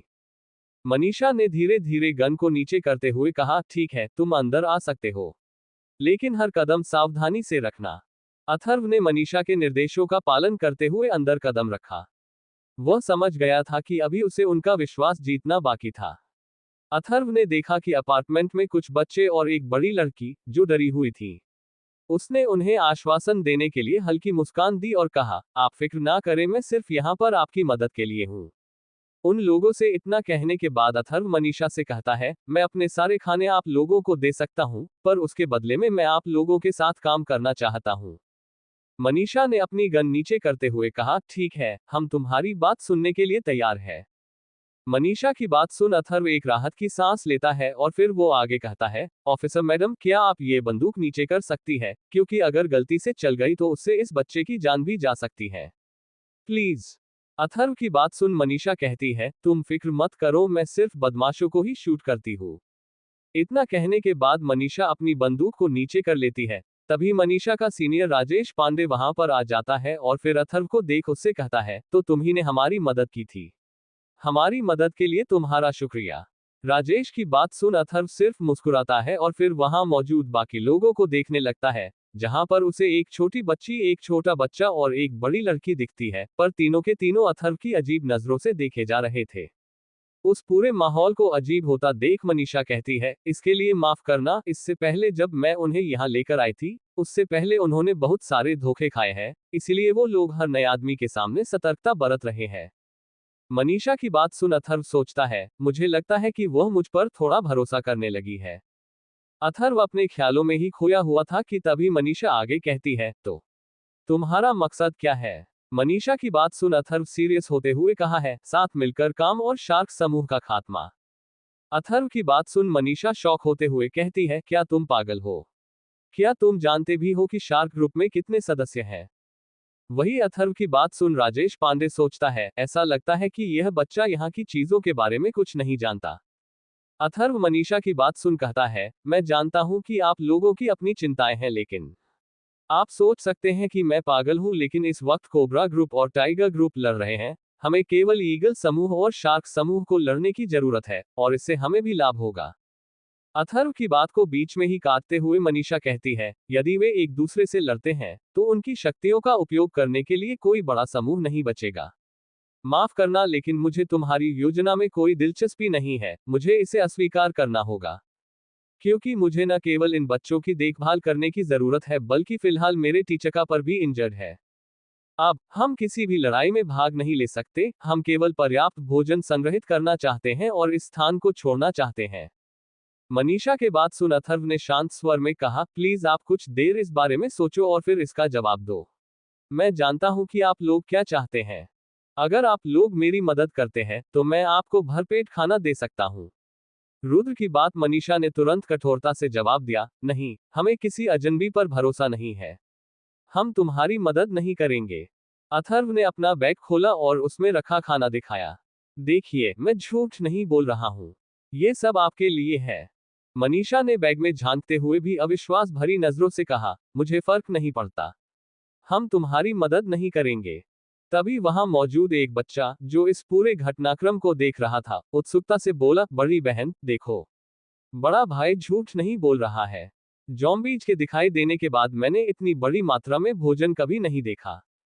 मनीषा ने उसकी बात सुनी, लेकिन उसका मन अभी भी संदेह से भरा हुआ था। उसने सख्ती से कहा, नहीं, हम किसी अजनबी की मदद नहीं करेंगे। बच्चे की आंखों में आंसू आ गए। उसने गुस्से और दुख भरे स्वर में कहा, शार्क ग्रुप ने हमारे परिवार को बर्बाद किया है। अगर बड़ी दीदी उन्हें बर्बाद करने में साथ नहीं देगी, तो मैं खुद अथर्व की मदद करने के लिए चला जाऊंगा। क्या आप इसीलिए नहीं जाना चाहती क्योंकि आप उनसे डरती है? मनीषा ने बच्चे की बात सुनी और थोड़ी देर के लिए चुप हो गई। उसने अपने सीनियर राजेंद्र पांडे की ओर देखा और पूछा, सर, हमें क्या करना चाहिए? मैं किसी अजनबी पर भरोसा नहीं कर सकती, लेकिन उद्धरण चिन्ह। मनीषा अपनी बात कहते कहते रुक जाती, जिसे समझ राजेंद्र पांडे ने गहरी सांस लेते हुए कहा, मनीषा, तुम्हारा जो फैसला होगा, मुझे वह मंजूर होगा। हमें मिलकर ही यह निर्णय लेना होगा कि आगे क्या करना है। मनीषा ने अथर्व की ओर देखा, फिर बच्चे की ओर और फिर अपने सीनियर की ओर। उसने अपने भीतर के संघर्ष को महसूस किया, लेकिन बच्चे की आंखों में उम्मीद और दृढ़ता देखी। बच की आंखों में देखने के बाद मनीषा कहती है, क्या तुम्हें सच में लगता है कि मैं डरपोक हूं? सच कहूं तो मैं भी शार्क ग्रोयो को बर्बाद करना चाहती हूं। लेकिन हम ऐसा करने की स्थिति में नहीं हैं, हमारे पास मारक क्षमता और संख्या दोनों के मामले में कमी है। सबसे इतना कहने के बाद मनीषा अथर्व की ओर देख उससे कहती है, तुमने कहा कि तुम शार्क ग्रुप को नष्ट कर सकते हो, तो क्या तुम्हारे पास कोई योजना है कि तुम ये सब कैसे करोगे? मनीषा की सवाल पर अथर्व खुशी से चहकते हुए कहता है, मैं पहले ही कोबरा ग्रुप और टाइगर ग्रुप को एक दूसरे से लड़वा चुका हूं। अब हमें सिर्फ ईगल ग्रुप और शार्क ग्रुप को एक दूसरे से लड़ाने की जरूरत है। यदि आप मेरी मदद करना चाहते हैं, तो मेरे पास आपको देने के लिए पर्याप्त डेटोनेटर और खाना मौजूद है। अंततः अथर्व की पूरी बात सुनने के बाद मनीषा ने गहरी सांस लेते हुए कहा, ठीक है अथर्व, हम तुम्हारी बात मानते हैं, लेकिन याद रखना, अगर तुमने हमें धोखा दिया तो हम तुम्हें बख्शेंगे नहीं। अथर्व ने सिर हिलाते हुए कहा, मैं इसे समझता हूं। हम मिलकर शार्क ग्रुप को हराएंगे और हम सबके लिए एक सुरक्षित भविष्य बनाएंगे। मनीषा ने अपने सीनियर की ओर देखा, जिन्होंने सहमति में सिर हिलाया। ठीक है, उसने कहा, हम तुम्हारे साथ हैं। अब हमें ये देखना होगा कि हमें कैसे आगे बढ़ना है। अथर्व, मनीषा और राजेंद्र पांडे ने मिलकर एक योजना बनाई। अथर्व ने सभी को आश्वासन। एपिसोड 19 शार्क ग्रुप पर हमला। अब तक आपने सुनना। बच्चे ने खुशी से उछलते हुए कहा, धन्यवाद बड़ी बहन। धन्यवाद बड़ा भाई। बच्चे के चेहरे पर खुशी देख मनीषा ने उसे गले लगाते हुए कहा, हम मिलकर ये लड़ाई लड़ेंगे और जीतेंगे। तभी अथर्व ने भी मुस्कुराते हुए कहा, हम साथ हैं और हम ये कर दिखाएंगे। मनीषा से इतना कहने के बाद अथर्व चिल्लाकर कहता है, यशवी, चिड़ियों पर निशाना लगाना बंद करो और यहाँ नीचे आ जाओ। वहीं नीचे मनीषा अपने साथियों से कहती है, सब लोग तैयार हो जाओ और अपने अपने सारे सामानों को पैक कर लो। अब आगे। थोड़े देर बाद अथर्व, मनीषा और उसके मौजूद सारे लोग एक दूसरे घर में पहुंच जाते हैं। वहीं पर यशवी कुछ नए गन ट्राई कर रही थी, जो कि शार्क ग्रुप के सदस्यों के द्वारा छोड़े गए थे। तभी मनीषा रुद्र से कहती है, तुम्हारे पास फिलहाल सिर्फ एक साथी है और तुम चारों बड़े समुदायों से पंगा लेना चाहते हो। मनीषा की बात सुन रुद्र मुस्कुराते हुए कहता है, तुमने बिल्कुल सही कहा, मेरे पास फिलहाल सिर्फ एक ही साथी है, मगर वो अकेली 10 के बराबर है। क्योंकि यशवी का निशाना हमेशा सटीक होता है और मेरे पास पहले सिर्फ एक साथी था, अब नहीं। इतना कहकर अथर्व मुस्कुराते हुए मनीषा की ओर देखने लगता है।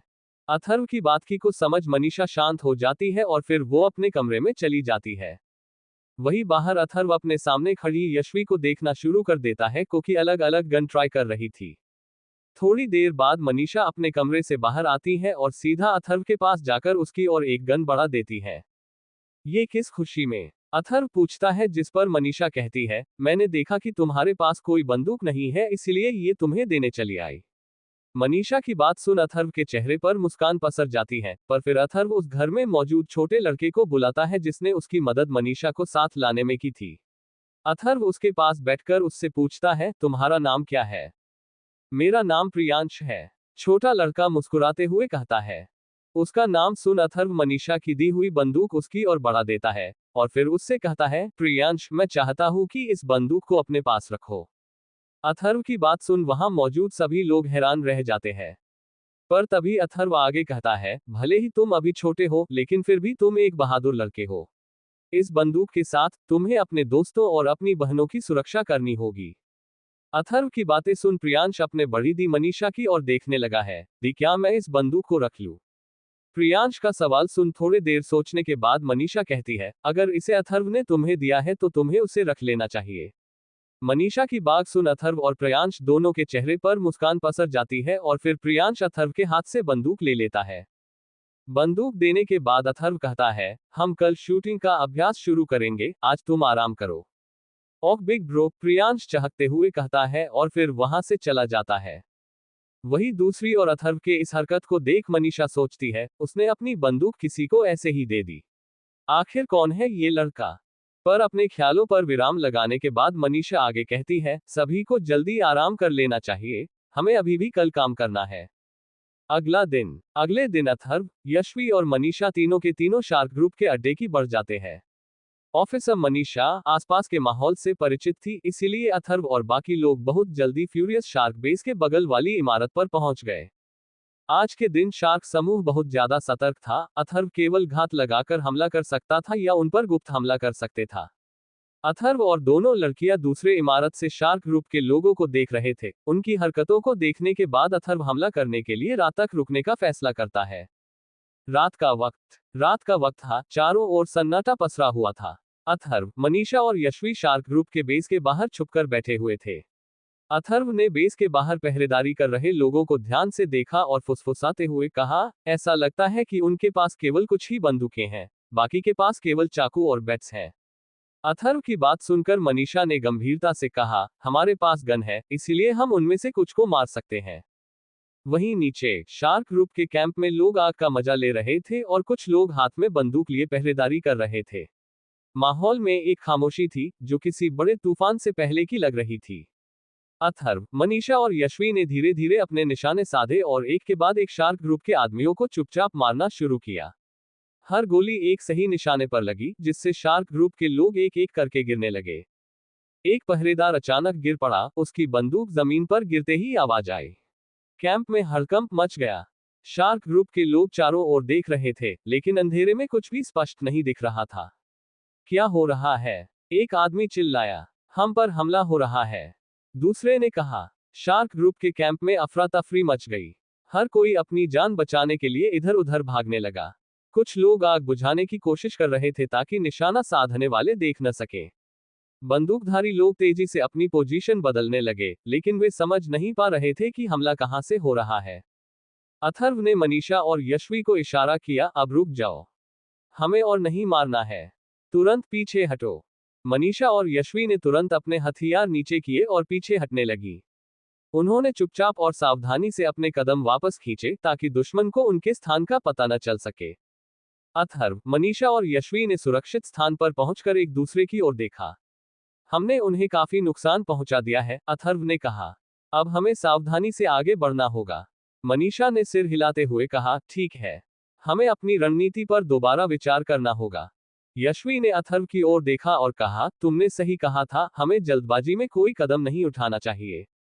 अथर्व ने मुस्कुराते हुए कहा, हाँ, हमें धैर्य से काम लेना होगा। हमें शार्क ग्रुप को ईगल ग्रुप से लड़ना है, उनसे खुद दुश्मनी मोल नहीं लेना है। अब चलो, यहां से सुरक्षित स्थान पर चलते हैं। क्या तीनों किसी सुरक्षित स्थान पर निकल पाएंगे? क्या अथर्व चारों ग्रुप को आपस में लड़ाकर वहां से बाहर निकलने में सफल हो पाएगा? एपिसोड 20, चारों गैंग्स के बीच युद्ध की शुरुआत। अब तक आपने सुनना। मनीषा ने सिर हिलाते हुए कहा, ठीक है, हमें अपनी रणनीति पर दोबारा विचार करना होगा। यशवी ने अथर्व की ओर देखा और कहा, तुमने सही कहा था, हमें जल्दबाजी में कोई कदम नहीं उठाना चाहिए। अथर्व ने मुस्कुराते हुए कहा, हाँ, हमें धैर्य से काम लेना होगा। हमें शार्क ग्रुप को ईगल ग्रुप से लड़ना है, उनसे खुद दुश्मनी मोल नहीं लेना है। अब चलो, यहां से सुरक्षित स्थान पर चलते हैं। उसके बाद अथर्व और दोनों लड़कियां वहां से निकल जाती है। वहां से निकलने के बाद अथर्व कहता है, अब चलो, चलकर थोड़ा ईगल ग्रुप में भी अपनी दया की बारिश कर दे। वही दूसरी और शार्क ग्रुप में अपने आदमियों की लाशों को देखने के बाद उन सब का लीडर, जिसके बाल पीले थे, उसकी आंखें थोड़ी नीली थी, गुस्से लाल पीला होते हुए चिल्लाकर कहता है, किसकी इतनी हिम्मत हुई जिसने शार्क ग्रुप के लोगों पर हमला किया? कौन है इन सब के पीछे? अगर मुझे उसका पता चल जाए कि इसके पीछे कौन है, तो मैं उन्हें यातना दे देकर मार डालूंगा। लीडर की बात खत्म होते ही उस एक आदमी कहता है, बॉस, फिलहाल कोबरा ग्रुप और व्हाइट टाइगर ग्रुप के बीच युद्ध चल रहा है, तो इसका मतलब है कि ईगल ग्रुप ने हम पर हमला किया है। तभी एक दूसरा आदमी कहता है, हाँ बॉस, आप बस हुक्म करो, हम उन्हें ऐसी मौत मारेंगे कि दोबारा कोई शार्क ग्रुप और आंख उठाने से कम 100 बार सोचेगा। अपने आदमियों की बात सुन शार्क ग्रुप का लीडर कहता है, चुप रहो, तुम लोग बस बेवकूफों की टोली हो। क्या तुम लोगों को नहीं लगता कि यह सब बिल्कुल अजीब है? मेरे हिसाब से इन सब के पीछे जरूर कोई ना कोई है। मेरे हिसाब से ईगल ग्रुप कभी भी हमारे साथ युद्ध शुरू नहीं करना चाहेगा। इसके पीछे किसी और का हाथ होना चाहिए, और वो मास्टरमाइंड चाहता है कि हम सब लड़ें और अपने अपने संसाधनों को बर्बाद कर दे। इतना कहने के बाद शार्क ग्रुप का लीडर अपने गुस्से को शांत करता है और फिर आगे कहता है, फिलहाल हमें टाइगर ग्रुप और कोबरा ग्रुप के बीच युद्ध की जांच करनी चाहिए। उसके बाद शार्क ग्रुप का नेता अपने आदमियों को आदेश देते हुए कहता है, बबलू, जाओ और पता करो कि क्या कोई छोटा समूह ताकत में बढ़ रहा है। और विनोद, तुम सबको वापस बुलाओ। हम छोटे समूहों को यहाँ वहां घूमने नहीं दे सकते और अधिक नुकसान नहीं सह सकते। Yes boss. इतना कहकर दोनों आदमी अपने अपने काम पर निकल पड़ते हैं। आदमियों के जाने के बाद शार्क ग्रुप का लीडर सोचता है, हालांकि मुझे अभी नहीं पता कि इसके पीछे कौन है, लेकिन अगर कोबरा ग्रुप और टाइगर ग्रुप लड़ते रहेंगे और नुकसान झेलते रहेंगे, तो हम इस शहर पर राज कर सकते हैं, और फिर मैं बाद में उन्हें सजा दे सकता हूँ। वहीं दूसरी तरफ एक दूसरी बिल्डिंग में 4 आदमी आधे कपड़े पहने एक गेम खेल रहे थे। तभी एक आदमी कहता है, बॉस, आप तो इतने लकी हो कि आपसे जीतना तो नामुमकिन है। उसका लीडर फिरोज हंसते हुए कहता है, बस बस, अब मक्खनबाजी बंद करो और दोबारा खेल शुरू करो। तभी एक आदमी बाहर से भागते हुए आता है और हौंफते हुए कहता है, फिरोज भाई, जरूर कुछ गलत हुआ है। हमारे बस के करीब में एक जगह पर बहुत भयानक आग लगी है। फिरोज का चेहरा तुरंत गंभीर हो जाता है। क्या किसने हिम्मत की हमारे इलाके में आग लगाने की? उसने गुस्से से कहा। इसी बीच ईगल ग्रुप के कैंप से थोड़ी दूर अथर्व और दोनों लड़कियां एक जगह पर गोलीबारी कर रही थीं। उन्होंने वहां मौजूद सभी को मौत के घाट उतार दिया और फिर उस एरिया को आग लगा दी। धुएं और आग की लपटों में चारों ओर अफरा तफरी मच गई। मनीषा ने एक दीवार के पीछे छुपते हुए कहा, मुझे उम्मीद नहीं थी कि ईगल ग्रुप इतना कमजोर होगा। जिस पर अथर्व ने उसे हुए समझाया, उन्होंने बहुत लंबे समय से कोई हमला न ही देखा था और न झेला था, इसलिए वो लोग इतने आलसी हो गए थे। और उसके ऊपर से हमने भी अचानक हमला किया, इसी वजह से हमें इतनी आसानी हुई। अथर्व की बात पर मनीषा ने चिंतित स्वर में कहा, क्या तुम्हें लगता है कि बाकी के बड़े ग्रुप्स भी इतने ही कमजोर होंगे? अथर्व ने आत्मविश्वास से कहा, नहीं, पर बहुत जल्द चारों बड़े ग्रुप आपस में लड़कर खत्म हो जाएंगे और इससे हमारी योजना जरूर सफल हो जाएगी। मनीषा ने अपने हथियार को कसकर पकड़ते हुए कहा, उम्मीद है तुम सही हो अथर्व। हमें इस सर्वनाशकारी दुनिया में जीवित रहने के लिए हर कदम फूंक फूंक कर रखना होगा। अथर्व ने मनीषा की ओर देखा और एक हल्की मुस्कान के साथ कहा, हम हर चुनौती का सामना करेंगे और एक दिन इस दुनिया में अपना साम्राज्य स्थापित करेंगे। फिरोज और उसके आदमियों को इस बीच पता नहीं चला कि आग और गोलीबारी का कारण क्या है, लेकिन उन्होंने जल्दी ही अपनी सुरक्षा और बदले की योजना बनानी शुरू कर दी। वे जानते थे कि यह हमला किसी छोटी ताकत का काम नहीं हो सकता। आज का दिन चारों बड़े गैंग के लिए छाती पर किसी भरी पत्थर की तरह थी। जहां पर चारों बड़े गैंग्स को कुछ ना कुछ नुकसान हुआ था, वही उन सब की नुकसान की वजह अथर्व अपने शूटिंग स्किल्स में सुधार करने की कोशिश कर रहा था। उसने अपने आप से कहा, एम, स्टे काम, शूट, और सामने लगे निशानों पर गोली चलाने लगा। मगर उसकी एक भी गोली निशाने पर नहीं लग रही थी। हर बार निशाना चूकने पर उसकी झुंझलाहट बढ़ती जा रही थी। आखिर में फ्रस्ट्रेशन में आकर उसने बंदूक को जमीन पर पटकते हुए गुस्से में कहा, धत्तेरी की, साला एक भी गोली निशाने पर नहीं लग रही। उसकी आवाज में झल्लाहट साफ झलक रही थी। उसी वक्त मनीषा कमरे में दाखिल हुई। उसने घुटनों से ऊपर शॉर्ट पैंट और सफेद शर्ट पहनी हुई थी, जिसके ऊपर के बटन खुले थे। उसके खुले बाल हवा में लहरा रहे थे, जिससे उसकी खूबसूरती और भी निखर रही थी। उसके अंदर आते ही अथर्व की नजर उस पर पड़ी और उसे थोड़ा असहज महसूस होने लगा। मनीषा ने कमरे में कदम रखते ही अथर्व को देखा और मुस्कुराते हुए कहा, क्या बात है, आज निशानेबाजी में परेशानी हो रही है? अथर्व ने अपनी झुंझलाहट छुपाने की कोशिश की और कहा, हाँ, कुछ समझ नहीं आ रहा, एक भी गोली निशाने पर नहीं लग रही। मनीषा ने उसकी बात सुनकर बंदूक उठाने के लिए झुक गई। जैसे ही उसने बंदूक उठाने के लिए झुकती, उसके शर्ट के ऊपर के बटन खुले होने के कारण अथर्व को कुछ ऐसा दिखा जिसे देखकर उसकी हालत खराब होने लगी। उसकी नजरें अनायास ही मनीषा की खुली शर्ट की ओर खींची चली गईं। अथर्व ने तुरंत अपनी नजरों को दूसरी तरफ किया, लेकिन उसके चेहरे पर असहजता साफ दिखाई दे रही थी। मनीषा ने बंदूक उठाते हुए उसकी तरफ देखा और कहा, शूटिंग में ध्यान केंद्रित करना बहुत जरूरी है। कभी कभी हमें अपनी सारी चिंताओं को भूलकर सिर्फ लक्ष्य पर ध्यान केंद्रित करना चाहिए। अथर्व ने अपनी झुंझलाहट को छुपाने की कोशिश करते हुए सिर हिलाया और कहा, शायद तुम सही कह रही हो। अथर्व की बात सुन मनीषा ने उसे बंदूक थमाते हुए मुस्कुराकर कहा, एक बार और कोशिश करो। ध्यान से निशाना साधो और अपनी सारी ऊर्जा उसी में लगा दो। अथर्व ने फिर से निशाना साधने की कोशिश की, लेकिन बार बार असफल हो रहा था। मनीषा ने उसकी समस्या को समझते हुए कहा, अथर्व, शायद तुम्हें थोड़ी मदद की जरूरत है। उसने अथर्व का हाथ पकड़ा और उसके पीछे जाकर खड़ी हो गई। देखो, इस तरह से पकड़ो, मनीषा ने कहा। उसकी आवाज में एक दोस्ताना और समझाने वाला लहजा था। उसने धीरे धीरे अथर्व के हाथ को सही पोजीशन में रखा और उसे फिर से निर्देश देने लगी। अथर्व को महसूस हुआ कि मनीषा का शरीर उसके पीठ पर हल्का सा दबाव बना रहा था। इस एहसास ने उसके ध्यान को भंग कर दिया। वह अपनी नसों में एक अजीब सी सनसनी महसूस कर रहा था, जो उसकी एकाग्रता को तोड़ रही थी। मगर उसने अपने आप पर काबू पाने की कोशिश की। अथर्व, गहरी सांस लो और अपने दिमाग को शांत करो, मनीषा ने नरमी से कहा। उसने उसकी पकड़ को मजबूत किया और सही पोजीशन में रखने में मदद की। अथर्व ने गहरी सांस ली और अपनी सारी एकाग्रता को लक्ष्य पर केंद्रित किया। उसने अपनी सारी चिंताओं और विचलित करने वाले ख्यालों को किनारे रख दिया और केवल निशाने पर ध्यान दिया। उसने ट्रिगर दबाया और गोली चलाई। इस बार गोली सीधा निशाने पर लगी।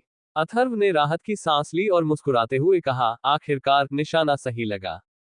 मनीषा ने हंसते हुए कहा, देखा, जब ध्यान केंद्रित करते हो तो सब कुछ सही होता है। बस इसी तरह खुद को शांत और केंद्रित रखना सीखो। अथर्व ने उसकी ओर देखा और धन्यवाद कहा। धन्यवाद मनीषा, तुम्हारी मदद के बिना यह संभव नहीं होता। मनीषा ने उसकी पीठ थपथपाते हुए कहा, कोई बात नहीं, हमेशा तैयार रहो। तभी वहां पर कोई था जो कि छुप छुप कर अथर्व और मनीषा को देख रही या फिर रही थी। आखिर कौन है वो तीसरा आदमी जो कि छुप छुप कर अथर्व और मनीषा को देख रहा था? क्या अथर्व का प्लान सक्सेसफुल होगा? इसी प्रकार का वीडियो देखने के लिए हमारे चैनल को सब्सक्राइब करें और नीचे डिस्क्रिप्शन में इंस्टाग्राम का आईडी दिया हुआ है और टेलीग्राम का लिंक दिया हुआ है, चाहे तो आप ज्वाइन कर सकते हैं।